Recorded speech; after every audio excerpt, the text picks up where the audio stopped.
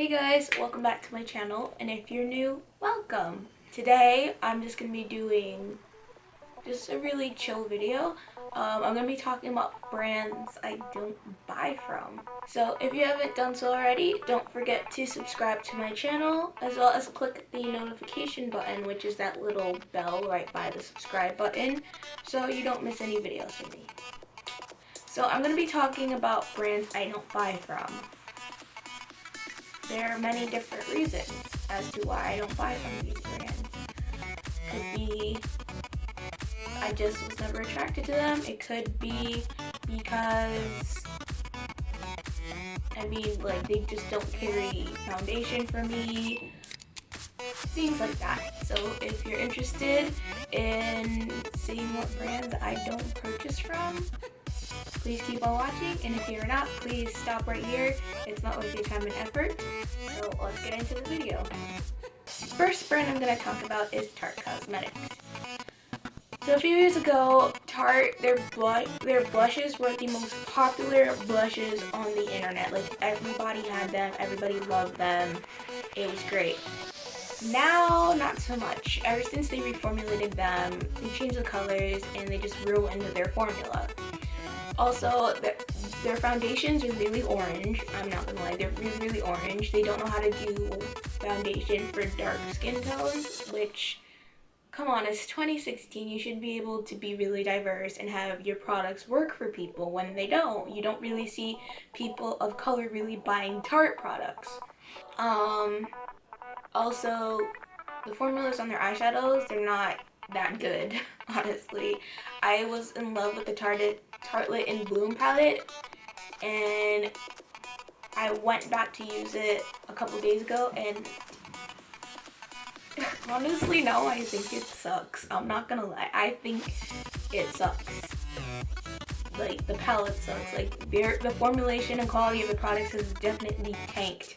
If they can afford to send Makeup Shayla, Laura Lee, Manny MUA, Patrick Star, and other influencers on all expenses paid trips, they should be able to take some of that money and reinvest any profits they make or revenue they make into research and development, because seriously, their products are lacking and the quality has gone down a lot. So yeah, that is why I don't buy from Tarte, and I'm not really attracted to their products. They're just subpar. So the next brand I have is Smashbox.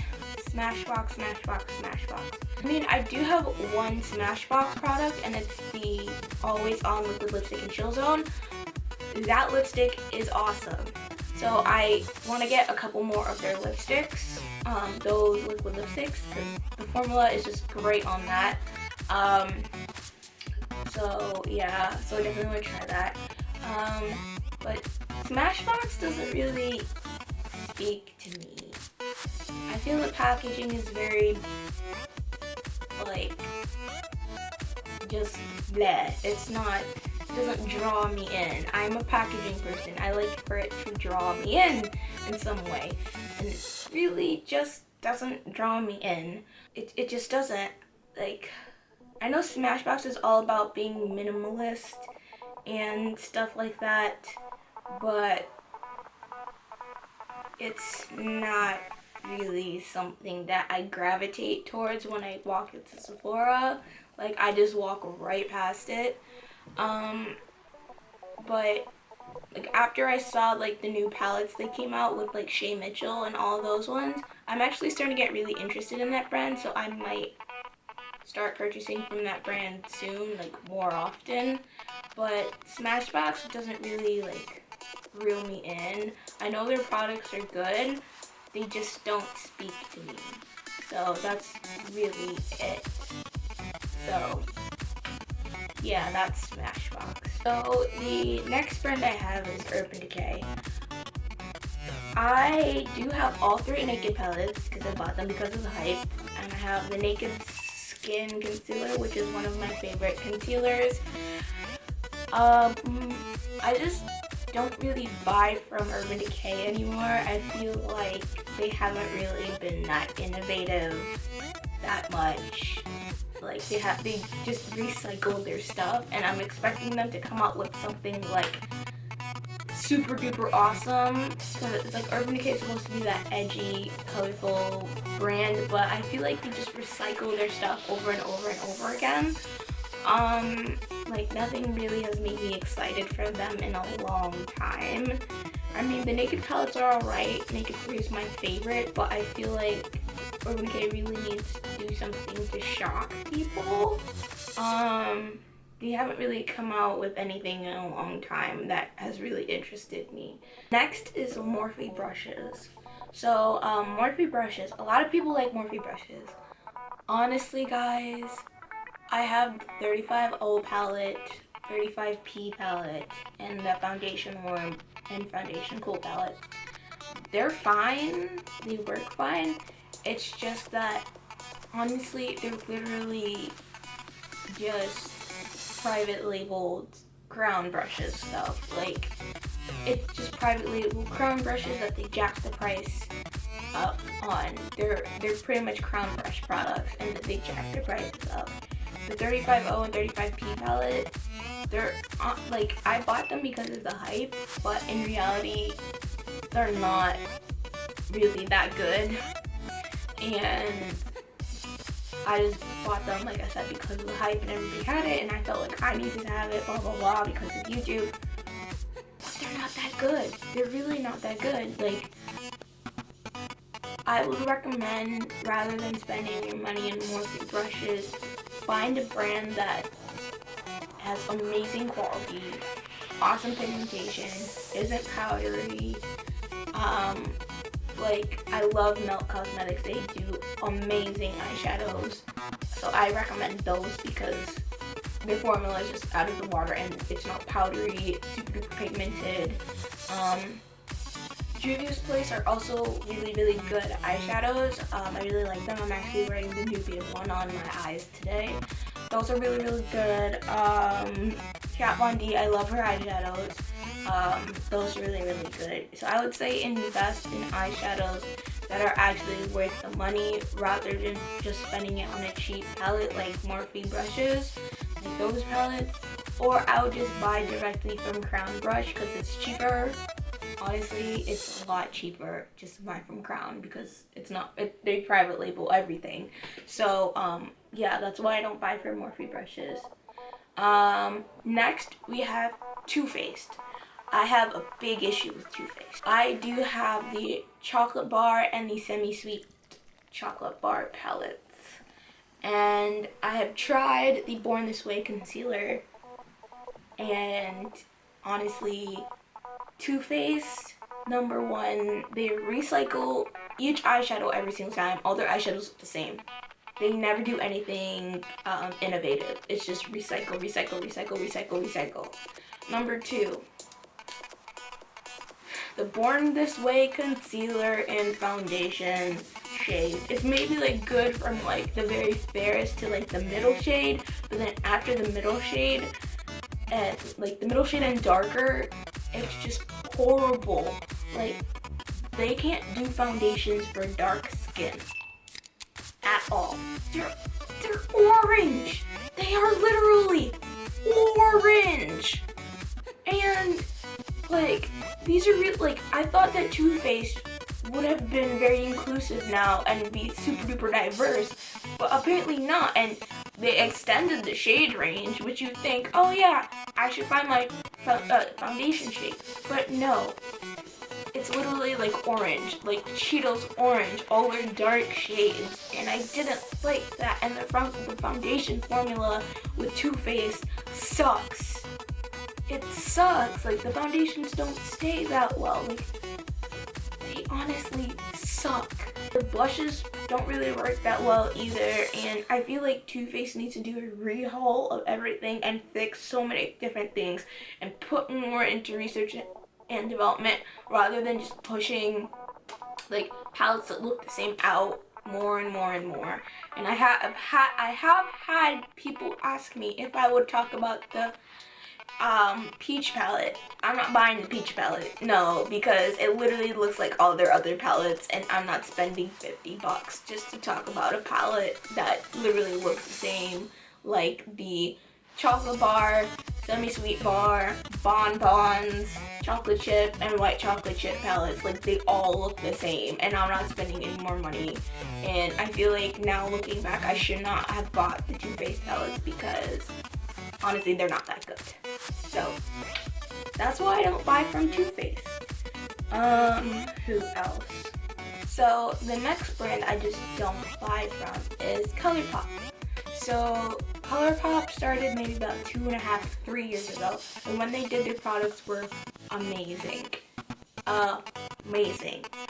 But I feel like the quality of their products has definitely like gone down because their liquid lipsticks are just so dry. They're so dry. They pill, they crumble. Like, a lot of them do, and there's only like a couple shades that don't do that.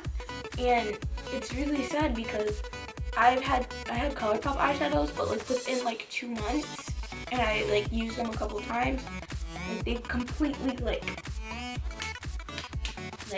they just died. Like, I would always close them super tight, store them properly, but the quality of the products, they just don't last. And I know they're cheap. The only things I really like from them are the Carucci liquid lipstick, which is no longer available. That's one of my favorite brown lipsticks, as well as the eyebrow pencil. Those are really, really good. The brow pencils are done awesomely, but I feel like the quality of their stuff has just gone down with all their success, and their customer service is horrible from what I've heard, and people are getting broken products. So Colourpop really needs to stop trying to push out as many products as they can, products like collections and stuff during the year, and really focus on reformulating their products, fixing the customer service, and things like that. So that's why I don't really buy from Colourpop. I'd rather spend my money on something that I know is good rather than something that's super duper cheap that ends up like dying after like a month and a half, 2 months. So next we have Lime Crime. Lime Crime has its ups and downs, guys. Like, I've never tried any Lime Crime stuff. I am interested, but I've just never tried any Lime Crime stuff because of all the drama that surrounds it. The credit card unsecure site hack thing that happened, as well as their things not being vegan, like labeled according to what they said they are, having ultramarines and harmful chemicals harmful chemicals in them, as well as like the batches being completely different. So like you could have 2 batches of the red velveteen, and like one's like the actual color that's supposed to, and one's not. One's super duper watered down. So they were having like formula issues, and as well as the whole like lip crushers things. Like, I think there was a YouTuber who her lips swelled up, like she had allergic reaction, as well as the whole super foil thing, the pans rusting. They were saying that was glycerin dew. That is not glycerin dew. I'm pretty sure they used tin pans instead of aluminum pans. Tin pans, when they come in contact with moisture, they rust. So it creates a chemical reaction and it rusts. Versus if you have aluminum pans, when aluminum touches any moisture or water, it doesn't rust. And that's what a lot of brands use as their pans. They use aluminum pans. But Lime Crime, I feel like those are tin pans, so that's why it's rusting. Because I've seen this with a lot of other brands, like the pans that hold the eyeshadow or whatever product is in it, powder or whatever, it's rusting because of that. So yeah, I'm interested to try Lime Crime stuff. We've kind of just been okay for now. I'm just waiting to see what happens. I'll probably get a couple of things to try from them eventually. It's just not right now. So I hope you guys enjoyed my video on the brands that I just don't buy from. I know some of you may hate me for them and they may be your favorite brands. That's cool. I'm not bashing the brands. They're just not my preference. So leave in the comments down below what brands that you just don't buy from. I'd like to hear what brands that you don't buy from, and maybe I could check those brands out. I may like them. So yeah, I hope you have a good day wherever you are, and I will see you guys later. Bye guys.